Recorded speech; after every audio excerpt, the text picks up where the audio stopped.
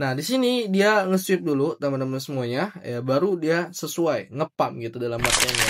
Oke, baik, kayak kita masuk ke dalam part ke-11 yaitu tentang liquidity sweep. Ya, kemarin kita sudah bahas tentang liquidity sejajar. Kali ini kita bakal bahas tentang liquidity sweep ya. Tapi sebelum aku jelaskan buat teman-teman yang ingin masuk di Telegram, masuk aja, klik aja linknya di bio. Biasanya di situ kami share informasi dan edukasi yang lainnya. Oke, liquidity sweep itu apa bang? Kurang lebih kayak liquidity sejajar. Cuman membedakannya itu liquidity sweep itu adalah berada di area entry kita. Ya, berada di zona kita sebelum mau masuk zona. Ya, contoh kayak gini teman-teman semua ya. Ya, konsepnya. Mana nih ya?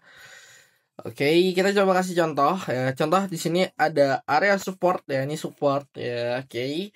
Nah, ketika dia tren penurunan, kita tahu di situ support atau key level kita ya. Tapi sebelum dia masuk ke zona itu, dia ngebuat liquidity, baru dia sweep ke bawah dan ngepump ya. Dan di sini kita sebut sebagai liquidity sweep. Ya, ini liquidity sweep. Sorry. Nah, ya ini liquidity sweep nih. Dia nge-sweep dulu baru dia sesuai ya. Oke, nah baru nanti teman-teman entry-nya di mana? Entry-nya ketika dia fallback entry. Ada konfirmasi. Ya, coba kita lihat di M15 atau M5 bagusnya ya. Dia nge-sweep dulu baru sesuai. Ini baru kita ketemu nih. Nah. Oke, kita tahu di sini H1. Kita coba lihat di key level kita. Oke.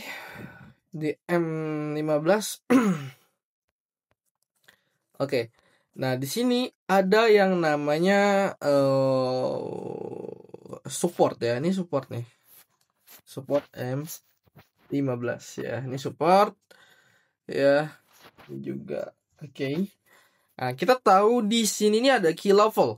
Ya, cuman dia kalau sebelum kalau sebelum dia lanjut sebuah kenaikan, dia harus ngambil sebuah liquidity atau nge-sweep dulu dalam artian sebelum masuk dalam key level kita ya. Nah, di sini dia nge-sweep dulu teman-teman semuanya ya, baru dia sesuai ngepump gitu dalam artian ya. Oke, dan di sini juga sama, ketika dia nge-sell ya, dia nge-sweep dulu liquidity ini ya, di atas ada apa? Di atas ada resistance. Ya, kita tahu di atas ada resistance atau di key level kita, baru dia sesuai ya. Jadi nge-sweep dulu baru dia sesuai ya. Memang gold kayak gitu ya. Juga sama di sini nih. Dia nge-sweep dulu yang ini ya, di-sweep dulu baru dia sesuai gitu ya. Ini juga kita tahu di sini ada apa namanya?